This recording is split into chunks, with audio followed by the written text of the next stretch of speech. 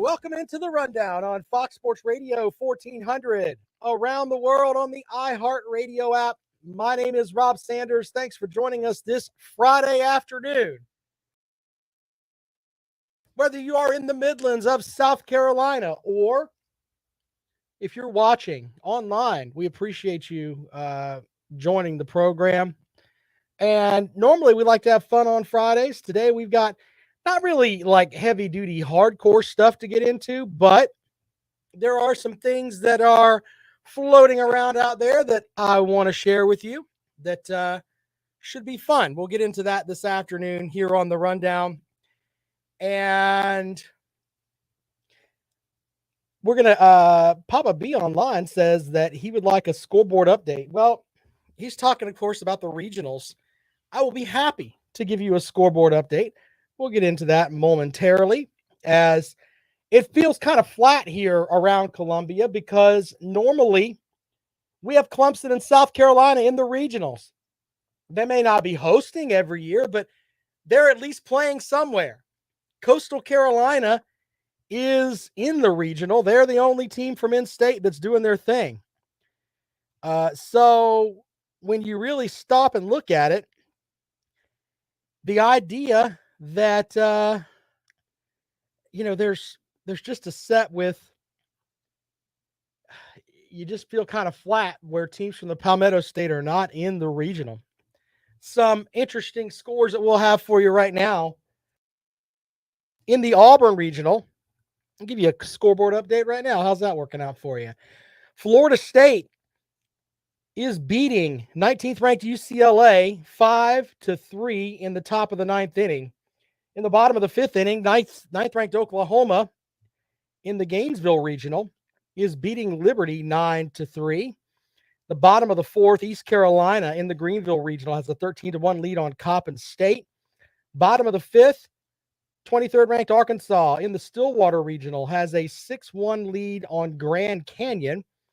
That's in the bottom of the fifth inning. In the top of the seventh, in the Blacksburg regional, Columbia has a 7-2 lead on 14th ranked Gonzaga, as that's in game one of that regional in Blacksburg. In the College Station regional, Texas A&M has a 2-1 lead in the top of the third inning over Oral Roberts. The top of the third, Texas in the Austin regional leads Air Force 2-1. 8th seed Louisville currently losing in their regional to Southeast Missouri State 2-1, just the top of the third inning though. In the bottom of the first, Notre Dame in the Statesboro regional has a 2-0 lead over Texas Tech. Bottom of the third, North Carolina in game one of their regional has a 4-2 lead over Hofstra. And we got games that are going to be underway here shortly. At 4 o'clock, first pitch was Stanford and Binghamton in the Stanford regional. Also at 6, you've got Tennessee, the number 1 overall seed in the tournament. They will play Alabama State. Florida and Central Michigan play at 6:30. Georgia Southern and UNC Greensboro at 7. Let's see here. Let's see if I can find some ACC teams here and SEC folks. Virginia Tech will play Wright State at 7 o'clock. Auburn plays Southeast Louisiana at 7.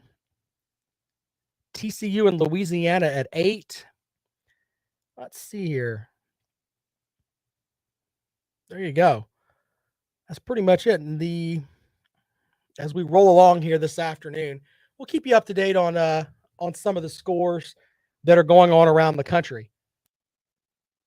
I've got a couple things that I want to get into today. I want 60 seconds. I want to talk about the NBA playoffs last night, and I'll tell you why. Not that you're an NBA fan, but if you are a fan of laughing at the four-letter network, last night was perfect because they had everybody and their brother talking about, can the Warriors are just going to sweep right through this. They didn't give Boston one chance in hell of winning. And last night, Boston, at the end of the fourth quarter, or the end of the third quarter, they're down 12 points or 14 points, whatever it was. They end up winning by what? 12, 13 points. Crazy, crazy game there for the Boston Celtics. So I give you that in that the way that you think about how a game is going to go can be persuaded by how the four-letter network spins it to you. And last night, the Celtics shoved it in their face, and it was very entertaining to watch. And then to watch them squirm today when they had to talk about, well, maybe the Celtics have a chance. Yeah, maybe they do. Maybe they do. And it's nothing against the Warriors. I don't have a problem with the Warriors. But maybe the Celtics are pretty good. Maybe. Anyway, enough of that. We will talk about some college baseball later on today. Dark horses that might make the NCAA, the College World Series. We'll also, I want to lead with this, though. The College Football Playoff chairman wants an expanded CFP plan set by May 23rd. And he says he expects to call, this is Mark Keenum, expects to call the board of managers in August to begin discussions, which he says will start with revisiting the 12-team model that was presented to the group and was ultimately struck down by several members of CFP Management Committee in January. The board of managers led by Keenum oversees the CFP and is comprised of 10 of the presidents of FBS schools and the president of Notre Dame, which they should not be in the mix. You don't want to be in a conference. Get the hell out of here. Tired of this Notre Dame nonsense. But Notre Dame should, if they want to be in the playoff, join a conference. Ridiculous. Anyway, the current 14 CFP format runs through the 2025 season, and the group presented a 12-team plan to the committee and board last summer. It called for a 12-team model with 6 highest-ranked conference champions receiving automatic berths. So 6 highest-ranked conference champions automatically get berths. The next 6 highest-rated teams in the CFP rankings would also receive bids. The 4 highest-ranked conference champions would receive first-round buys, and first-round games will be played on campuses before the quarterfinals and semifinals are hosted at bowl sites. Here's the thing. With this is going to some conferences are going to love it, and some conferences are going to be like, nope. The idea of if you win your conference, you should get a berth in the college football playoff is just something I don't agree with. I don't agree with it at all. And I'll tell you why. There are, when you really think about it, we're talking about 6 conferences. So we have the Power 5 and one other. What's going to be the other conference? We're going to end up putting a team in there that's going to get hammered by someone that's going to get their face kicked in. It's just not going to be good. That's not good for college football. It's really not. I don't know. People are going to tell me, but Rob, basketball, they have the Cinderella thing. It's not the same. It's completely not the same. You're not going to have App State beating Michigan every single year. You're just not going to have it. You're going to have boring football games. It should be the absolute best of the best going up against each other. And that means I don't like the idea of the automatic qualifiers just because you win your conference. That just doesn't make any sense. Papa B's correct. Like Cincinnati won their conference and looked like fools in the CFP. Exactly. I just don't buy that. Now, you also have the CFP rankings they'll have a big influential part in it as well, because there are going to be people on that committee that are going to look at certain teams in certain conferences, and they're just going to say, well, they're a 2-loss team, but we still think they should be in the top 10. And they're going to get a berth, even though in reality, they may not have played the toughest schedule. May not have. So there's flaws within the committee too, but I'm willing to overlook some of those if we can get to a point where, hey, just because you won your conference doesn't mean you're in the actual playoff. I am in the camp of, with 4 teams, you should win your conference. I'm in with that. That's the way that it should be. But the idea of, hey, winning your conference and there's 12 teams, yeah, I don't like that at all. Just don't like it. 803-978-1832, 803-978-1832. Jetmex says in the last 25 years, there's only been 1 year with 4 teams that are legit contenders for the national title. 4 teams has always been the right number. He is correct. If we're going to expand, and let's be honest, when you think the bowl games mean nothing now, which I'm at the point where it's like, yeah, they don't mean anything. But you think that games like the Gator Bowl and now the Tampa Bay Bowl and all that, you think they don't matter now? What they're going to be basically exhibitions at the lowest level if we have this 12-team playoff. And now it's going to be, you can't get into the 12-team playoff. What's wrong with you? What they're saying is that there are, there's 120 NCAA Division I teams, something like that.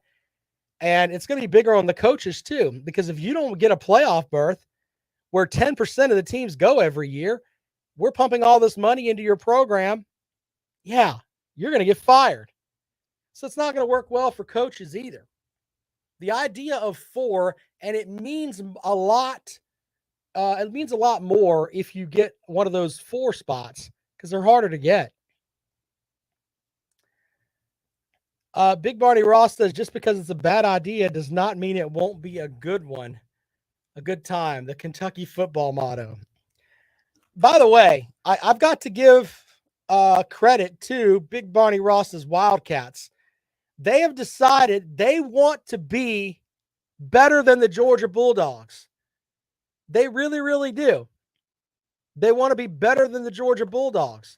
How so? What was it last night? Someone, I don't know who it was, sent me something about a Kentucky recruit was involved with, let me just read it because I've got it right here in front of me. A Kentucky recruit. I forgot to bring this up and print this out earlier. Let's see here. Kentucky football signee was charged with battery in connection with a fatal shooting in Georgia. Now, that's a sad story. But here's the problem. We're getting a lot more out of Kentucky right now with what used to be the problem at Georgia, where Georgia was having people arrested every year. Remember that? Kentucky wants to lead the league in arrests this year. They don't want, I don't think they're going to end up with the stuff that happened at Georgia last year. But, yeah, I think they're going to lead the league in arrests this year. So we'll see. Big Barney Ross says, do you think Kentucky players will get a new ringtone on their ankle monitor? That's true. How many Kentucky players are going to have ankle monitors? It may be, 2 or 3 guys in the secondary? There's going to be a problem when their PO comes over. Maybe that's why Kentucky doesn't schedule games outside of the Midwest there. Like they schedule that game in Louisville. Then after that, they don't want anything to do with that. They can't get permission from the probation officers to do their thing. All right, 803-978-1832. Out to the phones we go. And welcome to the Rundown. Good afternoon. I find it amusing that you are, I don't know, maybe claiming some air of moral superiority over University of Georgia. You as a tater with Dat Boy as a head coach who was pumping your players full of steroids. You have it's okay because then he you don't have proof of that, but go ahead. Then he baptized them afterwards. So I retract. He's bringing people to Jesus, sir. I will not stand idly by and let you mock Jesus, sir. Are you mocking Jesus on the program today? We will not have that. Obviously not. I'm mocking your logic or lack thereof, sir. I wasn't mocking Georgia, sir. I was mocking Kentucky and the fact that it seems like every day they've got someone else getting arrested and they're going to take home the Cops Trophy this year. You should be happy with that as a Georgia/Texas A&M fan. Yes, obviously you're the master of the backhanded compliment. We all see what you did there, sir. I think you're against the 12-team playoff because it's going to be even more SEC dominated. No, because the SEC is not going to a lot. Sankey's already said, yeah, we're not going to get on the 12-team model unless if they do the automatic qualifiers. So it has nothing to do with that. Well, if the cream truly rises to the top in the playoffs and you expand the playoffs, either way, there's going to be more SEC teams. Yeah, you know what? You're probably right, simply based upon the fact that the CFP folks end up having more SEC teams ranked in the top 12. I'm not arguing against that. You're right. And we've all heard the term SEC easy a million times on this show, Rob. It is. I got a little pop. Okay, it is. Okay. It is. There wouldn't be one SEC easy team from last year in the college football playoffs. Right. At all, if we had the 12, right? Tell me about the one that would be a number 12. Love to hear that. Little pop quiz for you, okay, sir. you don't want to talk about that. Those let me hurt, give you the argument, some don't they? Yeah, let me give you some SEC easy teams. Let me just throw them out there. Sure. Vanderbilt. Yep. Tennessee. Yeah, they're all great, right? Kentucky. Yep. Kentucky, Georgia. Sure. Did I mention Vanderbilt? Yeah. What do they all have in common? They all have a winning all-time record against the Taters, against Clemson, and I included Vanderbilt in there, sir. Most of those games were played before 1933 when our friend Billy was out there playing with his leather helmet on. But please, go ahead and keep arguing. It's okay. Not true at all. But look, you know what? I don't care if they were played in 1402. There's no excuse for having a losing record at Vanderbilt. Well, but then under that logic, then Yale's the best football team in the history of the world because they have the most national titles. You want to go that route? No, you're not on there every day telling us how terrible Yale's conference is, but you're up there screaming about the SEC. They got smart kids. It is the SEC easy. When the best football the only program people who ACC, don't think it's the SEC easy are the teams that are in the SEC easy. That's just factual, sir. Or those who should think otherwise actually have losing records to most of the SEC easy, which is the Taters, which is the best football program right now in the ACC. Isn't that embarrassing? I'd be embarrassed. I really would.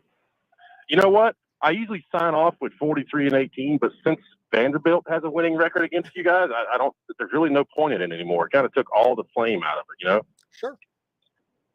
Anything else? But then again, yeah, 43-18, bro.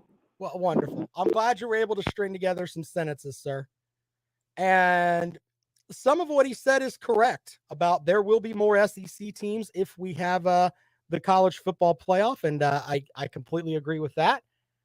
But they'll all be from the West. Won't be any from the East. Sorry. I know that hurts feelings too. Are you going to tell me you're going to send Kentucky? That because they were they finished second in the East last year, right? You're going to send them into the college football playoff? Yeah, we don't want to have that conversation, right? Nah, we don't need that. That just throws facts into the mix. No one wants that. Anyway, we appreciate Peg and Megan for joining the show as always. As always. 803-978-01832. Quick break. We come back. We'll have more for you. This is The Rundown. You're listening to Fox Sports Radio 1400.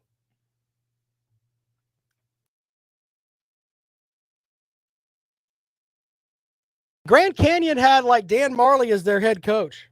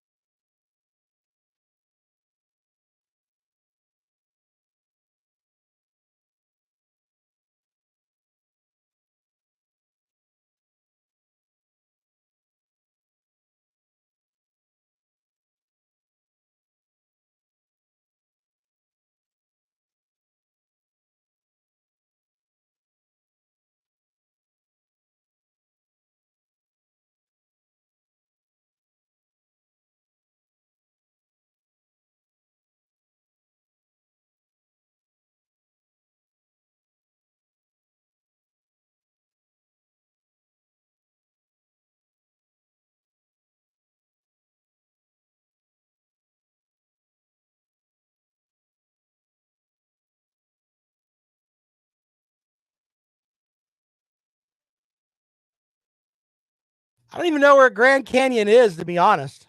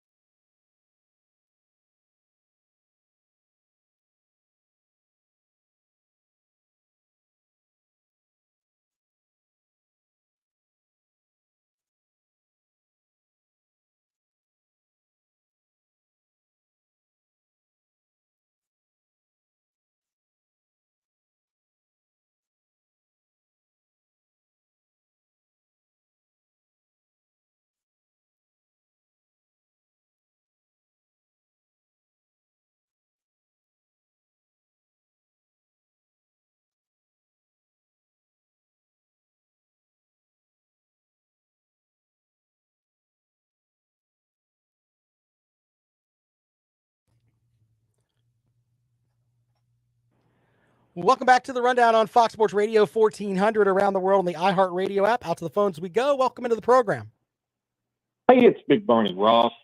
I just wanted to touch on how the ACC and a few other, conferences out there always claims the SEC, all the schools cheat. This is completely inaccurate, Rob. Only the following SEC schools have been on probation in the last 20 years. That would be Alabama, Kentucky, Georgia, Florida, Mississippi State, Mississippi, Tennessee, South Carolina, Auburn, Arkansas, LSU. But Vanderbilt has not. So clearly, the ACC saying that all the SEC schools cheat is blown way out of proportion. Big Barney Ross, you think about it. I'm out of here. Very good, Big Barney Ross. By the way, during the break, I did a little research because Peg and Megan likes to call up here with certain things about, yes, Clemson hasn't played well against the SEC. And I think a lot of that has to boil down to the fact that if Clemson did join the SEC and they were in the SEC East, then Georgia would have another game they have to get up for every year, and he doesn't want anything to do with that. When you look at the Georgia Bulldogs, they do not have a winning record against Boise State. They don't have a winning record against Colorado. They don't have a winning record against Maryland. They also have never beaten Navy, even though they've played them twice. So I can use stupid numbers like he's using and say, oh, wow, they've never beaten Navy. Why is that? I mean, I guess they weren't like Tennessee and decided, hey, we're just going to pull them off the schedule. We'll just completely chicken out and take them off the schedule. Nah, Georgia played them and lost. Now they won't put them on the schedule. At least they didn't schedule them and take them off. But under his logic, I guess Navy owns the University of Georgia, even though they haven't played since 1957. That just shows you how silly old Peg and Megan is. Bless his sweet little heart as he rolls around this weekend on his scooter down there in wherever it is he's at. Is he in Jacksonville? Him and Hollywood hanging out on the corner? Who knows? Anyway, join us here today on the Rundown at 803-978-1832. Make sure you remind Georgia, even though they're the best team in the country, they've never beaten Navy. And in the eyes of good old Peg and Megan, who is the resident Georgia/Texas A&M fan, he's got that tube top with like the A&M on one side and the Georgia logo on the other. Bedazzled, by the way. Under his logic, if you haven't played a team since 1957 and they've beaten you both times they played you, they own you. So Navy owns the Georgia Bulldogs. Man, it sucks when someone feeds you your own cake there. Anyway, getting back to the 12-team model that they're talking about, it was shot down in January. I think some people are going to come to it, but I think some people are going to go away from it. 803-978-1832. Aaron corrected me. That was Army. We're not afraid of the seamen. Very good, sir. I messed up on that. Has Tennessee ever played Navy? Can't really bring up Navy around here either. They ruined one of South Carolina's best teams, the 1984 Black Magic team. Ended up losing to Navy. Anyway, so the CFP, the manager of the CFP says, hey, we want a new plan in by 2023. I don't think it's going to happen. He can want in one hand and try to fill it up with the other and see what happens. I don't think that's going to work. The SEC, by the way, they've tabled their football scheduling discussions as they weigh out the 8 and 9 game models. I don't know which way they're going to go. I think we've talked about this before. The best way to go is 10 games in conference and 2 games that are out of conference. And if you're going to have an FCS team, it needs to be a team that's within your recruiting footprint of 200 miles. So yeah, that's kind of the way to go there. I don't know exactly what they're going to do. We talked yesterday about who you want as your permanent opponent. And of course, Jimbo Fisher said he wants Texas with Texas A&M. And, someone actually, I think it was Jimmy in the chat room, said, why is everything about football? Because football is the revenue generator. And people get upset when you say that. But every other sport that is played at the university somewhat ties into how well the football team is, because that's going to bring the most money. Jetmech with a great point. Let's put this up here. Make sure the folks in the chat room read that. The Notre Dame athletic director is on the committee to design the playoff. No credibility from the start. You're exactly right. Because they are putting into this mix of, well, we're Notre Dame and we have to stay independent. That is the biggest crock of thing ever. Craziness on that. 803-978-1832. And I hate to be the guy that spins this out there again, but it all comes back down to football. It does.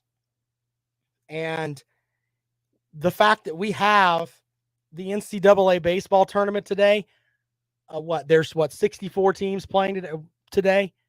I guarantee you the majority of them they don't turn money around as far as making a profit. Okay? They don't. Most of them run in the red. Where do they get that money from? The football program. It's just the way that it is. So, yeah, and other people have said that too. You know, there's basketball and there's baseball, Rob, but look, you'll make some money with basketball, but not nearly as much. Just the math as far as the number of seats you can sell and the TV money that's out there tells you all you need to know. If you are a commissioner of a conference, the only thing you should be worried about is football. The other stuff will fill itself in. It's just the way that it is. And there's not much you can do that's going to change that. I enjoy college baseball. Love it. I love college basketball. But the reality is that the money is in college football. Kirby's Visor says the CFP playoffs pull more eyes than even the NBA finals. That is correct. In fact, I think the only thing that outdraws the college football playoff games every year is the Super Bowl, as far as sporting events goes. Baseball's I think it's like an eighth as far as where they're at. The eyes just aren't there. And no one cares. Seriously. Not as much.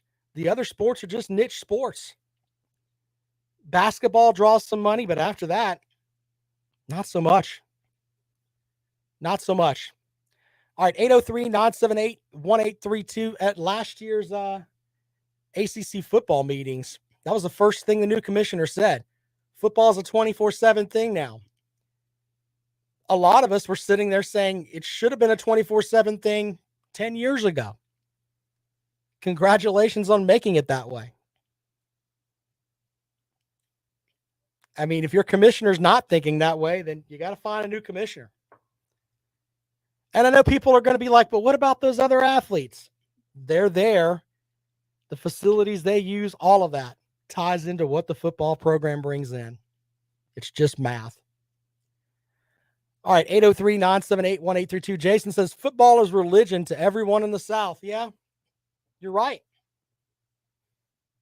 You're absolutely right about that. More of the rundown when we come back. This is Fox Sports Radio 1400.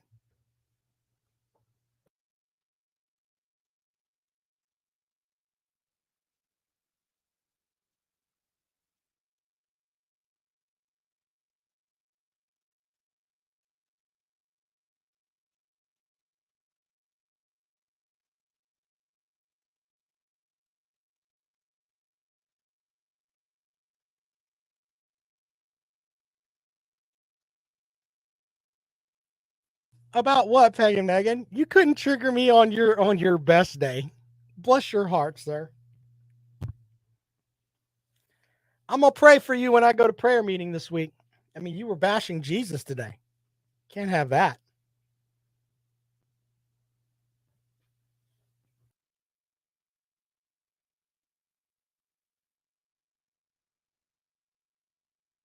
You think Jimmy makes a point there? We'll see. Complain about money changing everything, but we keep letting it happen. We have to watch the game somewhere.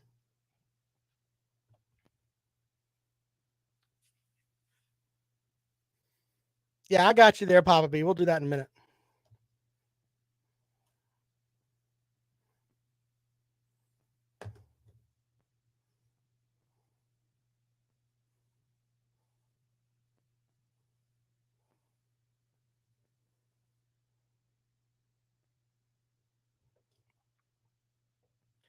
Welcome back to the Rundown on Fox Sports Radio 1400 around the world on the iHeartRadio app. I'm Rob Sanders. Thanks for joining us today. As we roll along here, Jimmy says we all complain about money changing everything, but we keep letting it happen. Watching ESPN and Disney, he is somewhat right about that. See, there's a section of people that say, you know what, I'm completely done with Disney. I'm completely done with ESPN. But you know what? They're going to have to, if they want to support their team, it's not like there's a bootleg coverage of their team somewhere else. ESPN and Disney own all of it. All of it. Seriously. I mean, Fox has got what? The Big 12 game, basically. But you're going to have to watch an ESPN/Disney product to watch your team. So the idea of us getting away from Disney is just, that's not happening. And here's the thing, there's nothing you can do about it. You'll pay that extra money to watch your team. It's just the way that it is. Because remember what we were talking about a minute ago where college football is king? Yeah, it's king because people will pay that money to see it. I mean, I remember back in the day, I sound like I'm an old man now, but they had like pay-per-view games where you would have you'd pay what, $20 to watch South Carolina throat punch Middle Tennessee State or whoever it was, a game that, wasn't going to make the regional television. But the reality is that you'd pay that $20. ESPN went and bought all that stuff. SEC Dog says, I'm done with ESPN until college football season. Yeah. Look, and I know people that have said they have canceled their ESPN stuff, turned off their cable right after college football season's over. It's the only time they have it. I know people that have not done that. That have done that and said, you know what? Not going to watch any of it. And if you're willing to make that kind of stance, then you know what? You're a better person than I am. I get frustrated when I watch a lot of the ESPN stuff. If I have it on in the background when I'm working on something or whatever, and it's literally a ton of things that have absolutely nothing to do with sports. I don't really care about people's political stuff. If I wanted the political stuff, I could tune into something else, some other station where politics is important. But ESPN tries to lay that in on you, and it just sucks. It's terrible. Maybe that's why their ratings are in the toilet. And the only thing that they have that draws ratings really is the live games that they have. The talking heads that they have are terrible as well. And not supporting those, that goes a long way. They keep putting new stuff in there. Kirby's Visor says, I hope the SEC gets a major streaming deal after this ESPN contract. It is up that it's not ESPN anymore. Hey, let's dream for a minute here on a Friday. Why not? Look, let's think of it from this perspective. A lot of folks that listen to this program are SEC folks. So we'll use the SEC as an example here. The SEC has more money than anything. Okay. If you are a fan of the SEC, especially with the way TVs are right now, if I'm the SEC, I'm thinking in 15 years, why not do, I don't know, or whenever their contract is up with the the folks at ESPN that are giving them that money. If I'm the SEC, I'm going to do what the WWE did, 10 years ago. And I'm going to start my own network and I'm going to make it completely streaming. That's what I'm going to do. Have it set up where it's like Netflix at your house. You're telling me that the SEC fans won't buy that? Are you out of your mind? If you're listening to this program, you would pay that $20 a month to watch whatever it is the SEC is going to send to you, you would do it. Now, maybe they can get together and work it out where a couple of conferences get together and it's an alliance, and then that way they can shoulder some of the money of putting that network together. But the idea that this can happen is silly. Now, a lot of things have to be put into place for it to go. But the reality is that if the SEC wanted to do it, they could. They really, really could. And that's just the way that it is. They honestly could start their own network and have their own folks on it. And like right now, they could be running classic football games from whenever and just make it like an infomercial for the conference. And people would pay the money for it. They would pay the money for it. Other conferences would do it as well. Yes, they have to find folks to sell it and to get it out there and have the advertisers that are on it as well. But the reality is that is the way that it could end up. Make it completely where, hey, the conference owns it. Kirby's Visor says, I like the way you're thinking, Rob. I'd love to see that happen. I'd buy it. Look, we've talked about this before on the program where I'm a huge fan of the WWE. When they started the WWE network, it was $9.99 a month, I think is what it started out at. I bought the WWE network for $9.99 a month, and I watched. Now, you're going to get folks that are lined up with the SEC that they'll pay. Well, you're telling me for $20 a month I can watch my team play every game? Yes, I'll do that. I'll do that. And you know what? Advertisers will follow you. They'll follow you over to that network. It may take you a year to get it right, 2 years. But the advertisers will be there. You'll still make your money off the ads. And then you're getting that subscription money too. $20 a piece times, I don't know. How many people do you think would buy it? Just the SEC network. If they got 20 million subscribers, 30 million subscribers, what? That's $600 million a month, basically. Who knows? They would be rolling in the money. It's just the way that it is. Now, obviously, they got to do the groundwork and get the television crews and all that together. But trust me, it's there. It's there. Papa B says Oklahoma and Texas join with the contract guarantee of every single football and men's basketball game being on national television. Yeah. But the idea of being able to stream it and get it wherever you want, like they don't make TVs anymore that don't stream.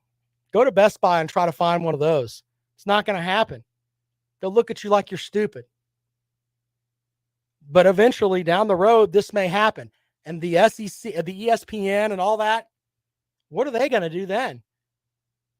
I mean, are they going to show us old boxing? That's what they were good for. Big Barney Ross says, I'm not paying for that. I'm still trying to figure out how I spent $15,000 on chicken nuggets this year. Very good, sir. $15K on chicken nuggets. Man, that's a mess. Papa B says from game day to the midnight Hawaii game, he's all in. Yeah. And I think conferences can do it one by one. And there's going to be certain people that aren't going to buy each conference, but I think that certain conferences will do it. And certain conferences will they'll get the money out of it. They will absolutely get the money out of it. All right, if you want to call up and talk about that, 803-978-1832, 803-978-1832. Jimmy says the National Cornhole Championship. See, that's the thing. ESPN shows stuff like that and the World Series of Poker. Really? I'm not watching all that. I was big on ESPN Classic, where they would show like the classic boxing and, you know, wouldn't you like to sit down today? And even if it's an on-demand type thing, sit down and say, you know what? I'd like to watch the South Carolina-Georgia matchup with Herschel Walker and George Rogers squaring off against each other. Oh, I can pull that up instantly on my my SEC network app. That's now not part of ESPN. Yeah, I can watch that. I'm a Georgia fan. I can watch the national title game from last year or the last national title we won in 1980. I can watch all of that. Yeah, that's the way to go. Poppy says the recruit's mama only has a TV antenna and it picks up CBS and maybe ABC. I don't know, man. I just think that's the way to go, and I think people would buy it. The whole thing from Field of Dreams. People will come. You build it, they will come, ladies and gentlemen. I know it sounds expensive, but the WWE's already done it. It can be done. All right, 803-978-1832. This is the Rundown on Fox Sports Radio 1400. VicTube, you're right. But if I could pull it all up on demand, it's all on one app. It's all got the absolute best sound and is restored to the best quality. I think that would be great.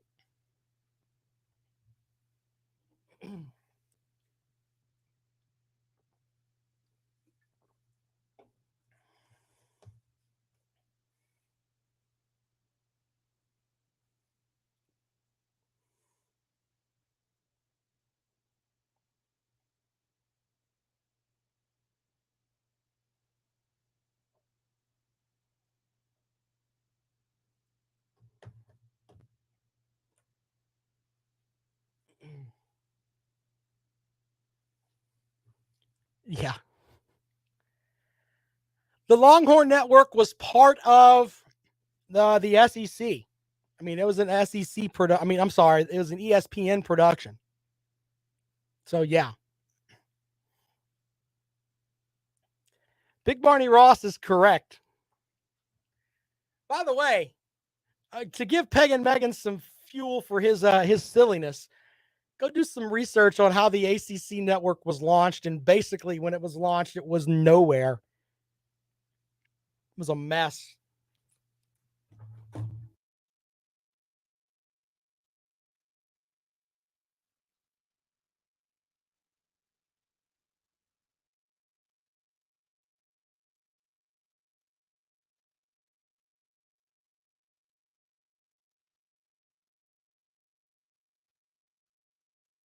The Longhorn Network was like a Texas network. It was just all Texas stuff. Hello, Bible Belt.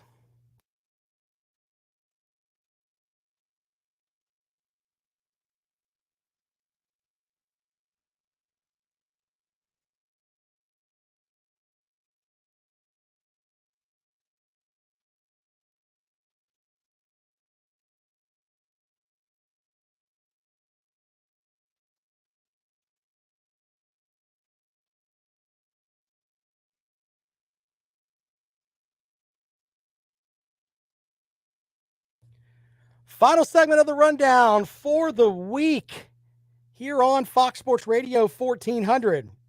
Quick update on the scoreboard as the college baseball tournament is underway. Bottom of the fifth inning, Southern Miss leads Army 1-0 in the Hattiesburg Regional. Florida State has upset UCLA. They win 5-3. That game has gone final.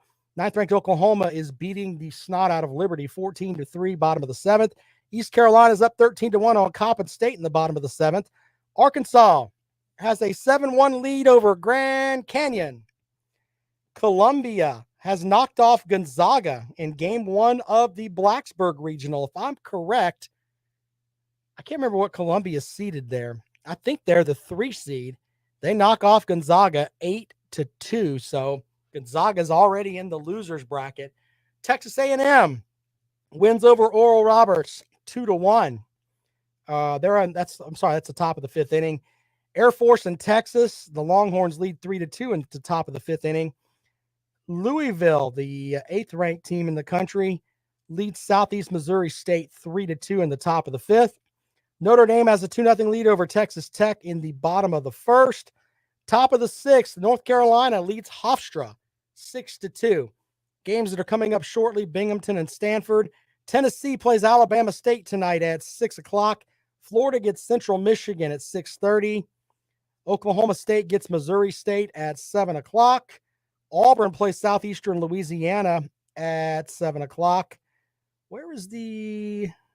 Yeah, LSU plays Kennesaw State. That game goes at 4 o'clock today. And I think that's about it. So there's your scoreboard update for the NCAA baseball tournament. And how much of that are you going to watch this weekend? We're at the point now where, man, we're ready for Omaha to get here. People are getting jacked up for their vacations, and then we get back and it's going to be football season. It's just the way that it is. Yep. 803-978-1832, 803-978-1832. Big Bonnie Ross says, some of you've never heard the story of the little engine that could, and it shows. It's kind of what this program is. We're the little engine that could. We're just going to keep going on and on and on. All right. So what else is there this weekend? There's a golf tournament this weekend, of course, NASCAR. I like having the NASCAR race on when I'm bebopping around the house. Listen to it on the radio a little bit. That's fun too. But I'll be following college baseball this weekend. And I'll tell you what, the best games will be when you have a top seed that falters and they get into that loser's bracket early and we see how good that bullpen is. Yep. We'll see how good some of these teams really, really are when, I talked yesterday about a junk left-hander throwing you off a little bit. That's going to happen. It's going to happen somewhere. Someone's going to get bit. I can guarantee you we're going to have at least, I'd say 4 upsets where some of these top 16 seeds will go down. Jimmy asked if I've seen the new lights, Garnet LED lights at Williams-Brice. Yeah, they are pretty cool. That's just keeping up with the Joneses. I mean, Alabama had them. I think Georgia has them. Everybody's got LED lights now. I guess they're going for the techno feel. That matches the techno song they play, the whole Sandstorm thing. That'll be a good effect at night. If they get some night games, why not? All right. If you want to join us here on the program, 803-978-1832. By the way, this was put out earlier by 247 Sports. They were talking about wild card teams that could, or dark horse teams that could make that could make College World Series runs. They've got the Arizona Wildcats playing in the Coral Gables Regional. The Yukon Huskies, they're generally solid. Texas Tech playing in Statesboro. Nobody has any love for the Statesboro Regional, man. Kind of the way that works. You've also got UCLA. They're playing in the Auburn Regional. I think Auburn's solid. I think they win there. Ole Miss, they also like them in the Coral Gables Regional. What does that tell you? No one likes Miami. The Oregon Ducks playing in Louisville. They like them there. Oklahoma Sooners in Gainesville. Oklahoma's already won today. So, yeah. Liberty, it says Liberty could be a tough out as a 3 seed, but Oklahoma has a great chance. The winner of that regional will likely get Virginia Tech or Gonzaga in the Supers. Well, Gonzaga's already lost. So it's looking more and more like Virginia Tech, unless Gonzaga can battle out of that loser's bracket. Auburn in the Florida State in that Auburn regional. No one likes Auburn, I guess. Yep. As we roll along this weekend, looking forward to some college baseball. And whatever else comes our way. Be sure to follow me on Twitter, by the way. For some reason, I tweet out good stuff over the weekend. And then I kind of forget to tweet sometimes during the week, unless it's at night. Big Barney Ross says most SEC players cannot read. Again, this is just not true. Most SEC running backs cannot read, but they hardly make up the entire team. That's not nice. There's been some running backs that can read in the SEC. Come on, Big Barney Ross. I think he's upset that the starting running back for Kentucky may have read the label wrong and thought he was drinking bourbon, but actually drank tequila. And you can't drink tequila in Kentucky because it's a bourbon state and the cops will flock to you, which is why Rodriguez got arrested. Maybe that's what's wrong with Big Barney Ross over there. Right now, though, it's looking like Kentucky's going to lead in the Cops Cup. They're taking that away from, I don't think Georgia's going to rally this late, man. They're focused right now. They're not going to. It may go to Kentucky this year, the Cops Cup. All right, we do have the NBA Finals this weekend, Game 2. And looking forward to that after watching the Celtics last night just blow them up. Al Horford looked like Al Horford's got to be like 37 years old, and he's out there playing like he's 25. Bible Belt Beauty says bourbon is just whiskey made in the USA. Okay. The Celtics, they may go and win the second game out in Oakland, then go home and lose 2 in a row. Wouldn't surprise me. That series is going 6 games. Everybody will be talking, though, on Sunday night about, man, the Celtics really have a chance. Do they? I guess after watching them in the first game, yeah, you're all about that. We shall see. I love it when all the talking heads end up looking stupid and they have to walk it back. Well, this happened, and no one expected the Celtics to be this physical. You didn't? Did you watch any Celtics games this year? Did you watch how they eliminated the defending champion Milwaukee Bucks with the most physical player on the planet in Giannis? Yeah. Physical is what they do. They beat you senseless. They got guys on that team that would slap their mama for a rebound. By the way, if you're not subscribed to the blog page, check that out. I am posting later a mashup of Shaquille O'Neal and Charles Barkley playing against each other when Shaq was a rookie.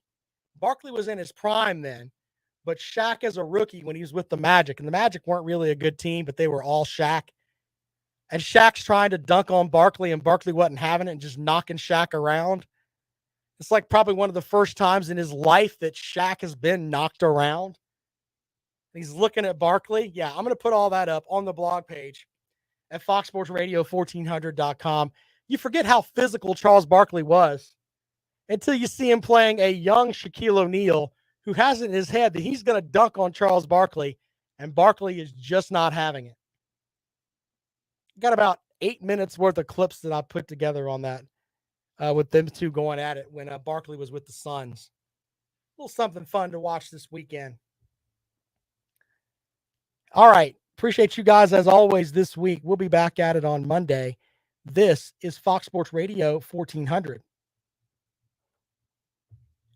All right, you guys rock, man. We'll see you guys on Sunday night. Thank y'all.